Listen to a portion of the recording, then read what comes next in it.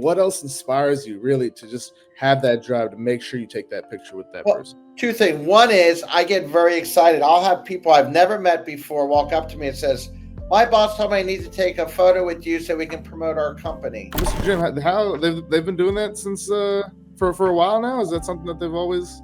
We've done it for a long time. I was the president of the Leibow Charitable Foundation from 2021 to 2024. So we started setting some new records on the amount of money we were able to raise and the number of people we were able to give money out to. So yeah, it was very, very inspiring. So how are you able to not fully jump on the AI bandwagon as far as so I've got two sides to the coin.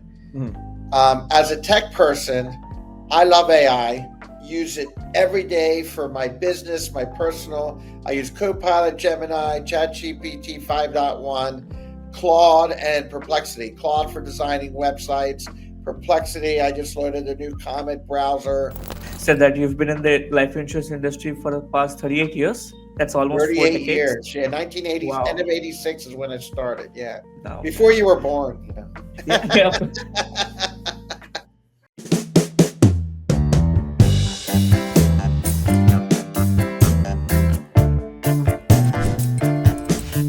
It's fresh in the morning on the work week, and we were looking forward to this when we saw our itinerary on yesterday. Me and Nishant were reviewing what we had to do this week, and we saw on the top of our list was this opportunity to speak to this lovely gentleman here with our guest host. Returning is Mr. Jim Sorebo, and I'll let him introduce our guest. So go ahead, Mr. Jim, welcome back. Thank you so much for giving us your time and making the time to come back here again. So friend of the show now, and now guest host of the show. So how are you today? I'm fantastic, guys. Thank you once again for having me join. And always a distinct pleasure. And friends, business associates, Ken's at near the top of my list of friends, associates over the last 10, 15, 20 plus years. And It's my pleasure to introduce Ken Leibow, the president, CEO, founder of InsurTech Express. Working in the financial services arena, he's helped many startups. He's helped many other companies become well known in the industry, as he has become well known as in the social media area. I'll let Ken talk about that himself, but we connect there, and as have tens of thousands of you on LinkedIn have connected with Ken as well. So it's my absolute pleasure to introduce my good friend Ken Leibow. Yeah, thanks, Jim. Thank you guys for inviting me. I appreciate being part of your podcast today. Yes, no, certainly. We, Nishant and I think you, and actually I'll give both of y'all these flowers while y'all are here. Both of y'all kind of lay the footprint down for how I think one's LinkedIn output should be. Y'all are both very consistent. Yep. Y'all are both always on LinkedIn, always putting stuff out there. So I'm going to go ahead and ask this first and foremost, and I would love to hear from both of y'all. Actually, I'll re-ask you this, Mr. Jim. But how do y'all do this? How simply just stay consistent with keeping that output online? I'll jump in first and turn it over to Ken, because he's a number of times larger from an output standpoint than I am. No, it's connections. It's good marketing and advertising, being forefront in the marketplace with it. I've been blessed. I enjoy doing videos like this. So it's not a trial tribulation for me. It's something I really enjoy. And it's sharing information to develop relationships from a business standpoint, friendships, extend those out even further, and help. I've always been a giver, and if I can help in any way, shape, or form along the lines of business, personal, I'm willing to do it. Ken, how about you? Yeah, well, I've been doing this a long time. People ask me, Ken, how'd your network get so big? And I said, well, it's all organic. I do a lot of travel. I'm like Jim. I'm in the relationship business and go to a lot of events, know a lot of people, do a lot of networking. And I think I've been on LinkedIn like 14, 15 years. So if people want to travel to 20 some conferences a year and do 15 years. And no, but it's really, I have three categories. I think one is that from a business perspective, kind of following what I'm doing or where I'm going in business is one bucket. The other bucket is I kind of mix in some personal stuff so people see it, which includes giving people tips and sharing things that may be helpful or entertaining. And the third category is I do have a marketing team, and because I am an influencer, and just the stats, like probably the last 8 or 9 months, did over 3 million views, reaching an audience of 145,000 people, industry people. And so I do have a marketing team that part of our marketing program is they're doing posts on both our company and my personal on promoting some products and services and conferences and webinars on our marketing clients. So it's a mix of all those things. So there is a lot of activity because of that. So. And you do a wonderful job. I know Nishant was like, man, like this guy got pictures for days, like he'll go through, he'll see your pictures. So Nishant, like, yeah, I'll let you speak on that. Like how, what have you noticed about his output with the photos versus, everybody else's, I know you were making mention of that. Man, I tried to stay active on LinkedIn for a couple of months, and again lost touch of it. I don't know how you guys do it, but it's kind of hard. And like I open LinkedIn once every 2 days, so there's a minimum of 3 to 4 photos of Mr. Ken that I like. I'm like, wow, he's traveling a lot, and I enjoy traveling too. Right, that's my final goal in life. Like I just want to travel all around the world. So, what do you love about traveling? Like what do you love about, like, do you discover yourself? Sean, I got to tell you the story that happened. I just got back from Hong Kong. InsurTech Insights Asia is a conference that I speak at, moderate panels, and I went last year too. And InsurTech Insights has 3 events a year: one in New York, one in London, and one in Hong Kong. And I do all 3. And one of their things is they have um, some music when you enter in, like a saxophone player or a guitar, acoustic, jazz. And this really happened to me. I swear to God, I was walking out of the conference past a person who was playing the acoustic guitar, some jazz, and he pointed to me and he said, "Hey, I follow you on LinkedIn. I watch you because I play music too. I'm not professional like he is, but and I follow your music. Can you imagine? I traveled halfway around the world, and what are the odds? I found that somebody was just there that's got nothing to do with the industry, and happens to pick me up on LinkedIn. But yeah, the conference stuff really started where I started to post photos pre-COVID, because I've been through going to conferences long for decades, but really started posting photos a few years pre-COVID, and then all of a sudden it just kind of ballooned where everybody wanted to take a photo with me, and it just started building and building, and then what we do is we have a Flickr Pro account with like 7,000 photos and albums of every event I go to. So we keep a kind of an archive of all this. We're the only ones, like different event, they do keep photos from their event, but we've got all of them in one place, which is really cool and organized. But yeah, it's just become a kind of a trend. And so whenever I go to events, everybody wants to take a photo, and then and we just do it, and they follow us through the event. As a matter of fact, it's how people learn about conferences or who goes to what conferences, what's going on, and people like that they see what's happening if they weren't able to attend, which is pretty cool. I it really is. It takes, I mean, the number, I'm telling you, like, just to have that in mind and make sure, what, I'm going to make sure that we take this picture to document this moment here. And you do that. And I watched you firsthand do this with many people at the conference. And so to see that you make sure to take the time to do that, even with folks that you'll just meet that day or in that moment, it really is remarkable. And I guess more than just documenting that moment, what else inspires you really to just have that drive to make sure you take that picture with that Well, person? two things. One is I get very excited. I'll have people I've never met before walk up to me and says, "My boss told me I need to take a photo with you so we can promote our company." And so I find that, I feel, very honored that people want to do that. And so, like I said, it's kind of become a trend. But yeah, I mean, I think it's important. First of all, if they're a client or a friend that I know at a conference, then if they don't pursue me, I'll pursue them, go to their booth or whatever, because we want to promote them because I know them, whether they do business with me or they're just friends.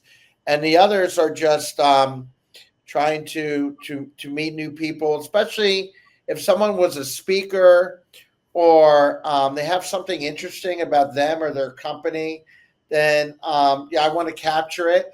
And I tell them, hey, you're going to get we'll promote your company. You're going to get a lot of views out of it, and maybe we can follow up and meet, and talk more about, after the event, But yeah, so it's just I find things, and you'll see interesting things at a conference, like someone will have a robot or just something different, and you're like, oh, let's capture this, or, it's just something unique, and so yeah, so I want to capture it. I make a few videos, but mostly just photos, and yeah, and then people actually follow it. So I know you'll capture some of the meals that you'll have at these fantastic locations you'll go to. yes, especially if it's unique, like, yeah, if it's a unique meal, something different I've never seen before, or the situation was unusual with the food plus entertainment or something like that.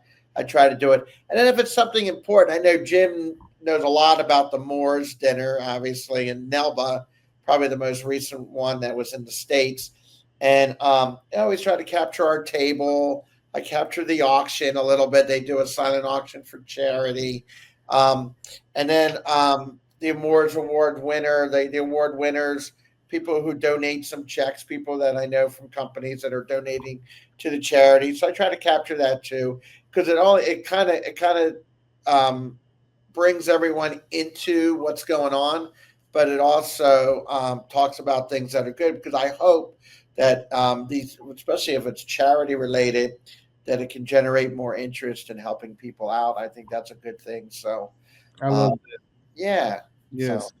Mr. Jim, that auction that we had not the silent auction, but the auction that they had before the dinner, that was an experience of a lifetime. And I remember standing next to you, and you were like, "Hey, this is what we do here. Like this is a very normal thing." But that was Mr. Ken. I mean, I'm sure you were there for that too, right? Where there oh, were I bid on stuff. I've won stuff. I didn't win this time, but wow. people with a lot more money than me just destroyed me. But I have won stuff, and I've donated stuff on the private auction and stuff too. But That's but awesome. this time, yeah, I always bid for stuff that I think is interested. That would, again, it's for charity, but yeah. Yes, no, certainly. It's lovely the way they, Mr. Jim, how they've been doing that since for a while now. Is that something that they've always We've done? we've done it for a long time. I was the president of the Nalba Charitable Foundation from 2021 to 2024. So we started setting some new records on the amount of money we were able to raise and the number of people we were able to give money out to. So yeah, it was very, very inspiring. So it's been ongoing, and we've just kind of raised the bar as far as the kind of gifts we've got to auction off. I mean, we've got African safaris we've been able to auction off, other trips, sporting events, other cases of wine. There's been just a wide variety of things, and it just continues to get bigger and bigger. So very, very rewarding and inspiring. Man, yeah, cool stuff. Nishant, like any video that you've seen of auctions online, it really is that frantic and crazy. They had this gentleman on stage that was just rattling these numbers off fast, and there was a lot of, even if you didn't even if you didn't raise your hand or you have no stake in it at all, you could feel your heart racing gradually. Numbers increase, and I was like, goodness gracious, these guys are throwing down numbers that like I have no business hearing right now in this room. Like I'm like, wow. But the prizes are, you had a nice variety of prizes. I mean, from signed guitars from like legendary musicians to Yeah, I was after that one. oh, I actually remember that. I remember that. Yeah, and I didn't just, yeah, they just, yeah. Somebody, What? somebody wanted bad me. There was one guitar, I think it was signed by Springsteen, That's that I right. was really after, and I kept bidding almost to the end, and then somebody just beat me. Yeah. I remember that. I do remember that. Mr. Ken, for us, sorry, for those that are watching, I know I'm doing this kind of a little out of order. Sorry about that. I was just so excited we just jumped into this conversation, but please remind the viewers that don't know what it is that you do. Oh, sure. You know, I would love to hear that from you. Okay, yeah. So quickly, my background: I've been in life insurance 38 years, and I kind of I've worked for life insurance carriers like Mutual of Omaha and Genworth. I've worked for distributors like national wholesalers like Diversified Underwriters, Select Quote, and I've worked for vendors. I was even COO of a company that was acquired by Oracle. A lot of people know Oracle, but InsurTech Express is very simple. We connect innovators or InsurTechs with capital, talent, and marketing. So we're kind of a central resource or the Amazon or whatever of life insurance technology. So we have this network of 250,000 plus B2B, which are carriers, distributors, and advisors. And the vendors want to get access to that network. So we help market and sell their products and offer resources. Also help smaller insurtechs raise capital as well. So that's all. That's what we do. So we're just in the insurance technology space. We do consulting. We're experts on all the platforms. So we work on a lot of projects. We have software developers in India. I have about 200 developers I contract, and we do custom software development as well. But yeah, so that's we're all in the life insurance umbrella technology, and we work with all the solution providers in the industry, and we connect them with potential clients for them. Nishant, you got to invite him to, if anytime Mr. Ken's out in India, you got to invite him to. Yeah, I've been to Chennai. I've been to Noida, New Delhi, right? So those are I haven't been to Bangalore yet because I do have some people out there, but I love Chennai. I don't know where you're located, Nishant, but yeah. I'm in the eastern part of the country, but yeah, I've been to Chennai. It's beautiful. Yes. Yeah. No, that's awesome. Go ahead. Tell them where you're from, man. I'm from Bhubaneswar, Odisha, right? So it's in the eastern part of the country. It's in the coastal side, coastal areas, right? So there are a lot of beaches and all, just like Chennai. Yeah, I'm a beach guy, so. Oh, okay. That's cool. I've seen posts of yours, like I think a few months back, where I think you have a boat, right? I do. I live in Raleigh, really northwest Raleigh, North Carolina, on an acre of land, and a couple miles away is a lake called Falls Lake. It's all North Carolina recreational property, so it's nothing but campgrounds, beaches, fishing, and we have a small deck boat that in the springtime and in the summertime, me and my wife and kids or nephews, whatever, we just relax and cruise around the lake. Of course, kids like to do all the sports stuff. But yep. So that's kind of what we do, and we're only 2 hours or 2.5 hours from the beach, Carolina Beach. We go to a lot, and so we'll drive down there too. And those are kind of the two big things we do in the summertime: our boat on the lake, and also go down the beach and spend a weekend. Me and my wife will spend a weekend down there, different weekends. So yeah. One of my retirement plans is like I'm not into cars or anything or getting a house. I'm like I just want a boat, right? Because I want Yeah, to sail I around the love the world. boat. Yeah, Yeah. it's very Like, relaxing. did you Yeah. learn how to sail a boat or like?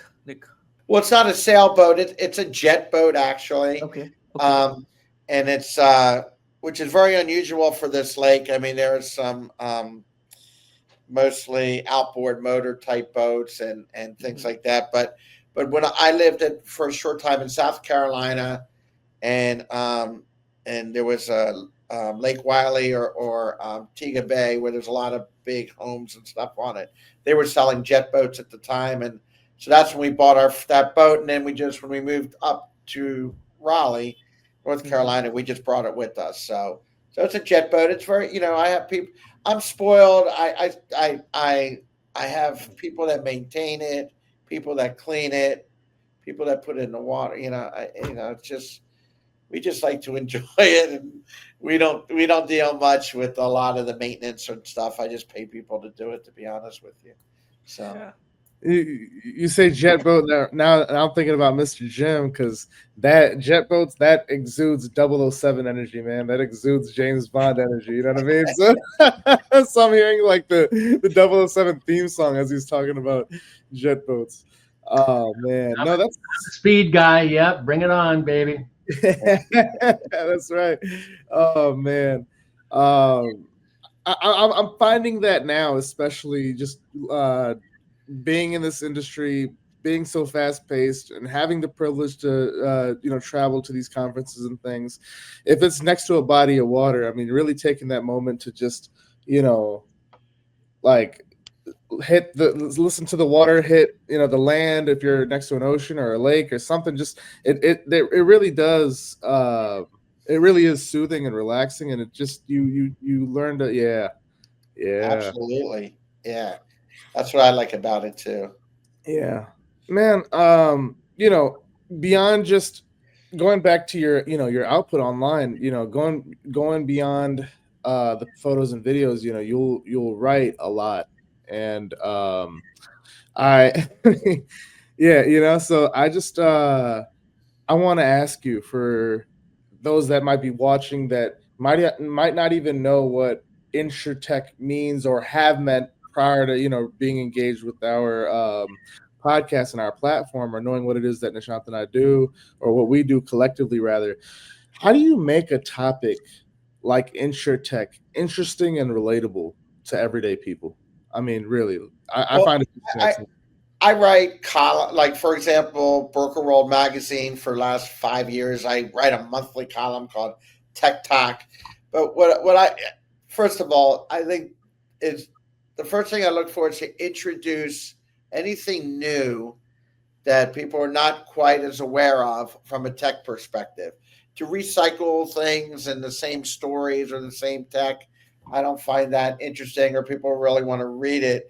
So the first thing I look from a topic perspective is what's new, whether it's a trend or a new technology, or if something that's starting to progress or being replaced.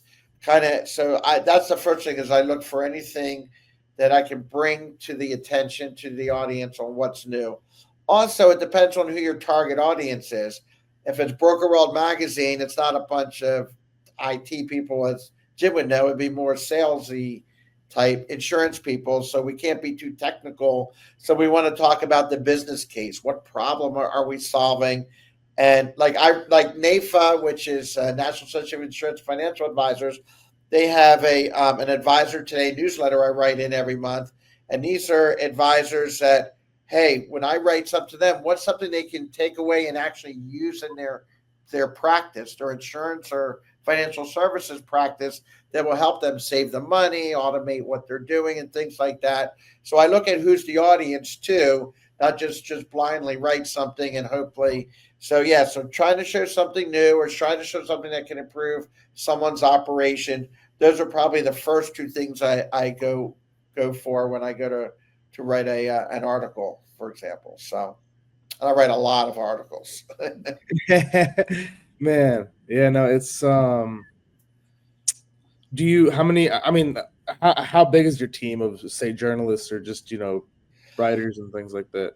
Yeah, I'll be honest. From my company, I don't want to say we have journalists because we have mostly specialists that are that are more project oriented. Okay, so I'm the one doing most of the writing.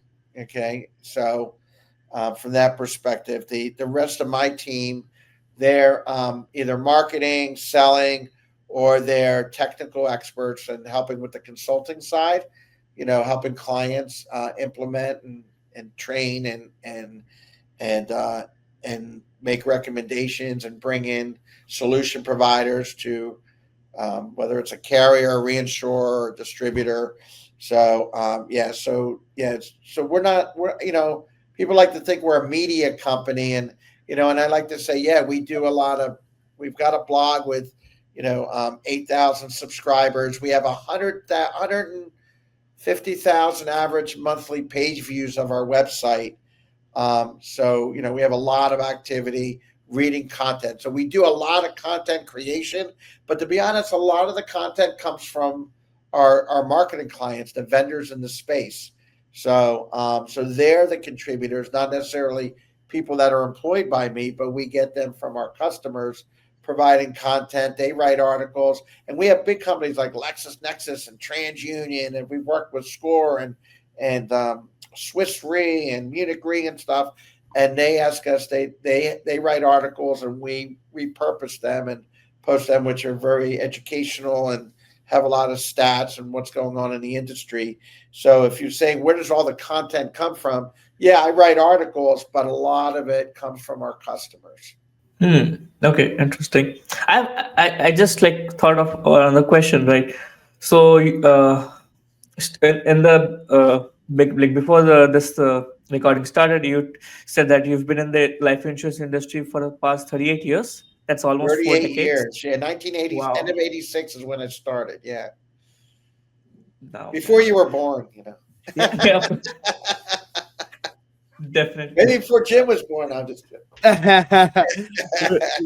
Mr. Jim, remind everybody, man, how long also have you been in the industry? I'm forgetting the number now. 1979, right out of college. Y'all are both veterans, man. Y'all are both veterans in the space. 46 years. Yeah, no, seriously. But look at the numbers, Nishant. I mean, is that? Are we looking at you and I? And I completed 2 years, by the way. So oh yeah, hey, I've completed 11 months. So yeah, no, no, like yeah. So my question is like, so you've been in this industry, so like you might have predicted the future, right? You might know the opportunities in the industry. So like, why would anyone join the life insurance industry? Like, what are the future opportunities that might help anyone grow in life, and like or like, and someone like me, how can we contribute to this industry? Jim, are you going to take that, or am I taking that? I'll give it from my perspective, because I'm sure it's probably a little different.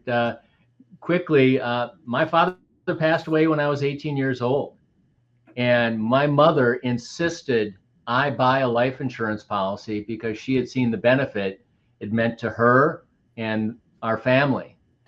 And I ended up buying it from a professor at college who sold insurance on the side. He had a major influence on me as a mentor, because my father had been disabled for 10 years prior to that.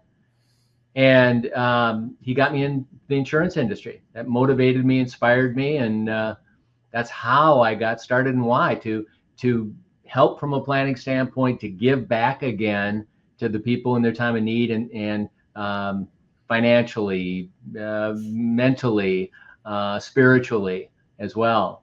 So Ken, how about you? What influenced you to get involved in the insurance business? Well, I answered a classified ad in a newspaper. You guys probably don't know what a newspaper is or a classified ad, but Jim does, where they were looking for a bookkeeper. I had a business degree, and I was 22 years old, and I had no idea it was insurance commission accounting. I thought it was just a regular bookkeeping job. And then from there, I stayed at the same company for 13 years. I got my securities license, insurance license, learned all about the business, got involved because I was also a tech person. So got involved in building out data standards for insurance as a volunteer, and developing those. But that's how I got started. I was never pursuing insurance, and not that I believe in what life insurance brings to families and businesses and the value of it, but that was never my intention. I just answered a one ad job for doing bookkeeping, and that's how I got started, to be honest with you. But today, the biggest problem is that, according to LIMRA, and Jim can correct me, the average age of a life insurance agent is 55 years old, and there are less and less young people, Nishant, like yourselves, getting into it. And it is shifting. There's two things happening. One is it's consolidating. There's a lot of aggregations going on from a distribution perspective. The second thing is technology, right? But even though we're trying to make things like automated, self-service for the consumer, insurance is still sold, and you kind of need that advice, like you need financial advice. You kind of need someone to steer you. So it's not like just buying, something on Amazon. You still need that expertise, and but trying to build a model that's got both the expertise when it's needed, but as much speed and self-service in today's 2025, mobile tech world where everyone wants to do everything from their phone. That's kind of where we are. And then we're seeing less and less young people get in the industry. And so I'm not sure. I don't have that crystal ball. I know you asked, what did I see in the future? What we saw in the future. This is not what I saw in the future at the time, but that's kind of where we are right now. And, but I think that for those that are in the AI, we haven't talked about AI, but data scientists and people in AI is very important in every industry, including the insurance industry. There's a lot of big trends around that. And so maybe that's one thing that can draw some people into the industry as well, because everything about insurance is actuarial, right? Underwriting and actuaries and pricing and all of these models. And now a lot of that can be all automated. And an agentic AI makes the processing better, faster, more efficient, and automating that. So maybe that'll make a shift to get more people involved in the industry as well, besides having people educated to have that expertise to match up the needs of what people need to support their families or their business or their estates and things like that. So, Yeah, Ken, I mean, that's what iCover was founded to do. I mean, in August of 2022, we signed our first insurance carrier, and we've signed our 33rd insurance carrier onto our platforms this year. So it's been a huge opportunity, continues to be, and you and I talk about this all the time. What is the problem that we're solving? And the problem we're solving is the process. The process, especially when you and I were started in this, was 4 to 6 weeks, to buy a life insurance product. What sales situation takes 4 to 6 weeks? And you can buy a company in a shorter time frame than that. So that's where I'm excited about what iCover has been able to do to help change the industry in this kind of vein and turn that into a 5-minute AI-assisted process, a game changer. I remember asking Mr. Jim about how AI has evolved, or how technology has evolved now to the point where AI is now synonymous, or the buzzword that everyone uses now when it comes to tech. But I asked Mr. Jim, I remember when we talked to him, Nishant and I, about how he's seen technology evolve over the years, especially in this space. And I want to ask you also, I know you write a lot, and when we see people also, draft long pieces, articles, be it anything for publications, oftentimes you could tell who really has the insight and who really injects their own personality and signature when it comes to writing these long forms of content, versus the ones that really rely on AI to create these long forms of content, right? So in today's world, and I'm asking you because I stay engaged with a lot of I try to keep up with everything that you put out. It's a lot, but I love it and I try to keep up with it. So I'm gonna ask you, like, really, what keeps writers like yourself kind of, how do I say this? How are you able to not fully jump on the AI bandwagon as far as like? yeah. So I've got two sides to the coin. Mhm. As a tech person, I love AI, and I use it every day for my business, my personal. I use Copilot, Gemini, ChatGPT 5.1. Claude and Perplexity. Claude for designing websites.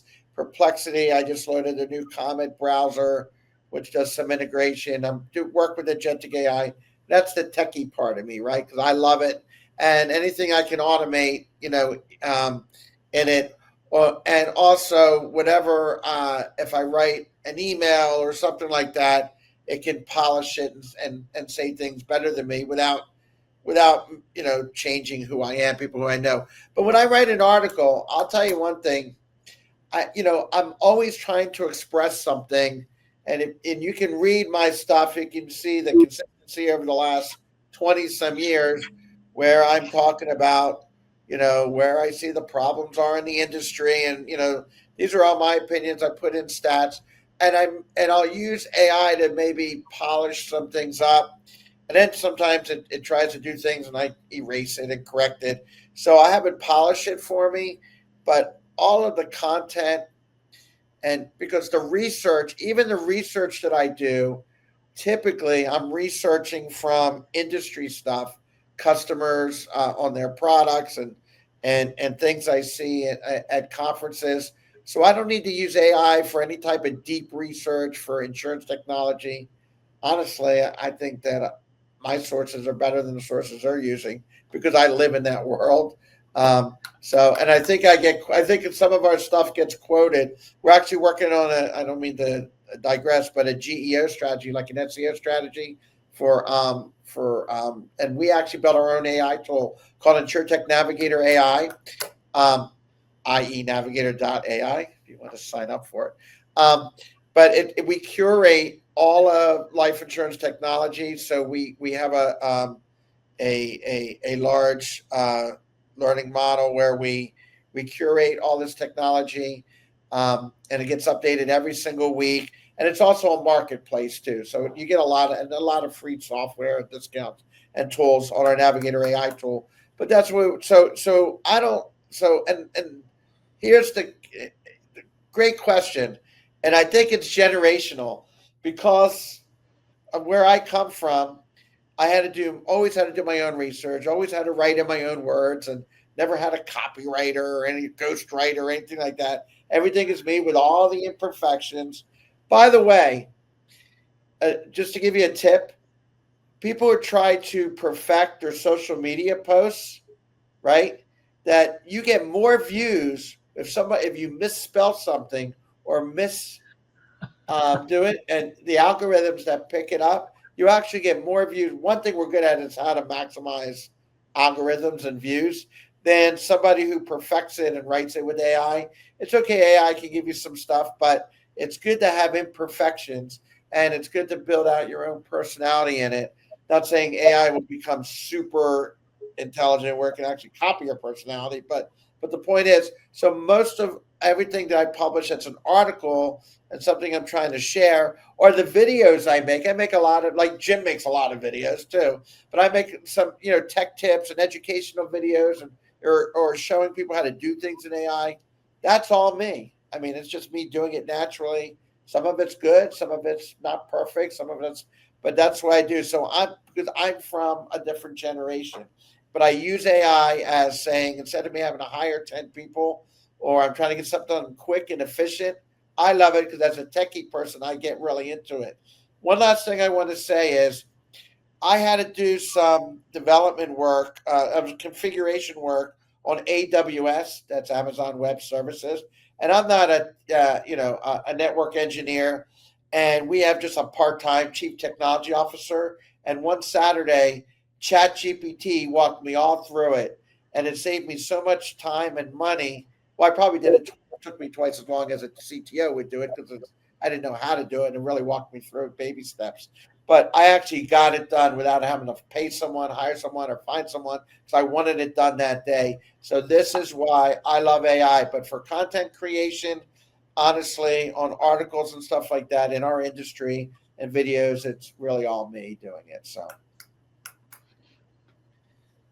Someone else here that is um very focused and tries to figure out algorithms and views and how to maximize out the algorithm and views. Here is Nishant as being head of content creation. So Never, if you have a video under 10, and by the way, if a video is over 10 minutes, no one's going to watch it anyway. But if you have a video under 10 minutes, never link out to YouTube, for example, on LinkedIn, because they don't want you leaving it. You'll get less people viewing it. So you always want to get an MP. I always tell my clients, give me an MP4 file. We will upload it to our YouTube channel because we do get activity on that. But on our LinkedIn post, we want to get the most, maximize those views. We always upload the videos ourselves. Also, there's certain hours of the day, certain days of the week, certain times of the year. And my marketing team, they know all that stuff better than I do. So they carefully do it because our clients always ask us for metrics. And so they've learned all the tricks to the trade on when and how and what to post, what sells. I'll tell you one last thing. You talk about my boat. Whenever I go to a conference, I always ask for swag like hats and T-shirts and stuff because the client says, "Hey, Ken, we're marketing out this new product we're launching or whatever. Can go ahead and do a LinkedIn post about it." But if I take their hat and I wear it on my boat and then I mention it, a link in there, it'll get thousands of views. Where the other way, it may only get hundreds of views, right? Yeah. Because you understand. So it's like product placement on a TV show or something where somebody sticks a product while you're watching a sitcom or something. And so these are all these different tricks that actually do work, And so we learn to do it because that's the business we're in. So for different things. So for anything content creating and stuff like that, I use ChatGPT. I use Gemini. Our company, by the way, is run on Google Workspace. It's a little easier. I mean, Microsoft has the most powerful office tools, and Copilot as a production tool is unbelievable. And I recommend everybody learn it. I make it do create PowerPoints for it and everything else. But I'll use Gemini for a couple things. One is obviously it's integrated with our office tools. Okay.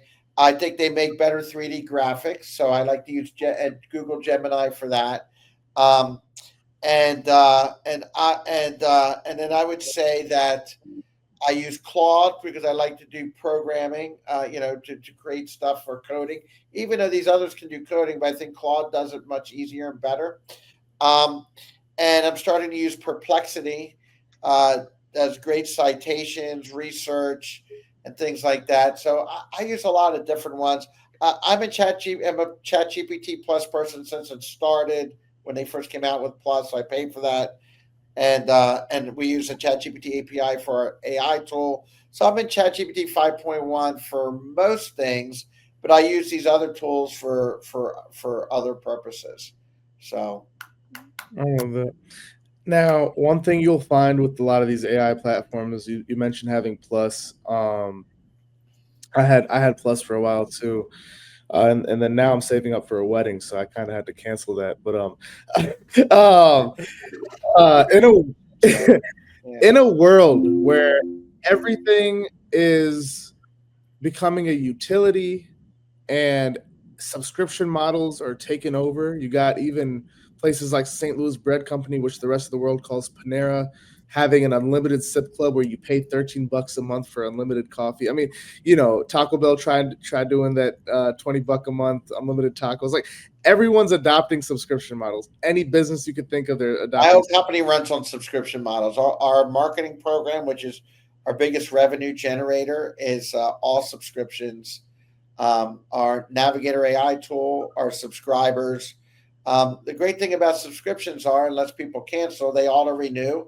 You have to resell something as long as they're happy with the service and products that they're getting, and then you can just keep building onto it. So I'm a huge fan of subscription as a company. And then I warn everyone that please use like PayPal or Apple, because sometimes you get subscribed to things that you don't realize, and don't just pay things with a credit card or something, because they always have a subscription window and you're like, hey, that thing kicked in. I don't really use that anymore. Why am I paying this money? I'm finding a lot of wasted money. So I always, for business and personal, I'm a big PayPal guy, and then I have some things through Apple subscriptions, but I try to do everything with PayPal. My credit cards and bank are all connected through it, but I can look at all my active subscriptions and try to cancel them or see what's active. Sometimes you can't cancel from PayPal. You have to but at least you know what's out there, because if not, these things can add up, right? And so that's very important, because everyone tries to do subscriptions and people forget about it. They don't track it. And all of a sudden you're paying for things that you don't need to be paying for if you don't use it. And but as a company, I love subscriptions, right? So being on the other side of it, and so we try to do subscriptions in a lot of some of our products and services. So would you say subscription models are essential for a successful business, like, or sustainable business rather? Would you say that? I would say yes. I mean, I would say that doesn't matter what you do, even if you sold crayons for a living, but be part of the Crayon of the Month Club and get a free crayon, subscribe and pay $2. I mean, it adds up. You get a lot of subscribers. So, I'm exaggerating on the crayons, but the point is that, yes, I would say that anything and everything, I don't care what you do for a living, you can, and it's a good way to have stickiness and grab your customers, right? Because once they subscribe, you have their contact information and you can try to market and sell them other stuff, right? And also keep them engaged as a customer too. So I think somehow getting people to subscribe is how you can grow and scale your business. So I'm a big believer in it. Mm-hmm. Mr. Jim, can you walk us? The insurance industry. Yeah. No, certainly. I mean, that's, yeah. One could say that the insurance industry probably had some of the first subscription models, right? And essentially, kind of, in a way, yeah. I mean, if you're paying your monthly premium, that is a subscription in a sense, right? So, yeah, very good point. Wow, I never thought about that. Thank you for that. Wow. Yeah, but also there's these for policyholders.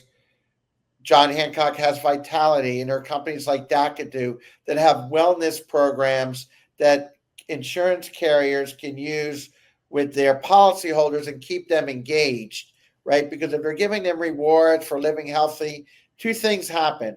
One is they don't die and they don't have to pay claims, or get sick and have to pay claims. And two, so they want to keep their customers healthy. And two, by keeping them engaged, they'll continue to do business with them versus lapsing their policy or going to a competitor. So that's something new, and that's so there's so those programs that they are subscribed into, even if there's no fee associated with it, it helps them stay engaged, So that's very popular these days. Man, Mr. Jim, what was that?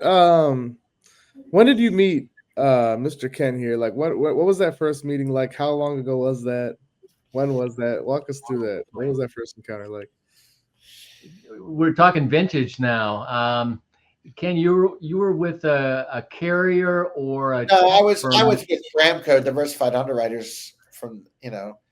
You guys were a Bramco member, right? Premier at Four Seasons, weren't you guys a Bramco member?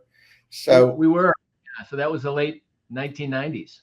That was in the 90s, yeah, because and I did a lot of tech work for Bramco and worked for them on the tech side. But yeah, so I would say when he was running a BGA and I was working for a brokerage general agency and the independent marketing organization that both our agencies belong to, and or going to NELBA, the NELBA conference that you went to, I've been going almost every year since 1988. I've only missed like two in all those years. So that's like going 30 some years to the same conference, which is the same association. So it's even possible we might have met in the 80s. I don't know, but definitely in the 90s, the Bramco thing probably might have been when we first connected, I would guess. But I don't remember the day, or it wasn't like a momentous moment or anything. So. Oh, man. No disrespect, I just don't remember. No. I hear you. I'm just saying. I remember what I had for lunch last week, so that's okay. and that's folks. That's why he documents everything. Now I'm messing with you. Mhm. Yeah, there you go. Yeah, no, but when two superstars collide, you know what I'm saying? When you got a personality like Mr. Jim and you got a personality like Mr. Ken, I feel like you kind of almost have to try to learn the Inception story, you know what I mean? But that's cool. It sounds like gradually you both were just in the same spaces and you probably were like, hey, didn't you take the last piece of the hors d'oeuvres last time? And like, oh yeah, hey, yeah. No, that's one thing I'd encourage for you guys as you continue to grow in the insurance business is to find those mentors, find those like-minded people that you connect with.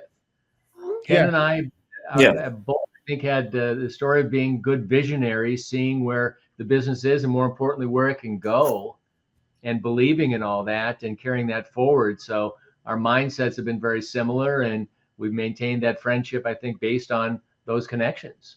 So that would be some advice I'd pass on to others going forward. I love that, man. Hey guys, so I have to run to another meeting. I think did we run over or not? I think we're over by about a minute. How about this? Where are you? Yes, sorry about that. We got carried away with time, and but that's okay. We'll go ahead and wrap this up right now. So I'll go ahead and,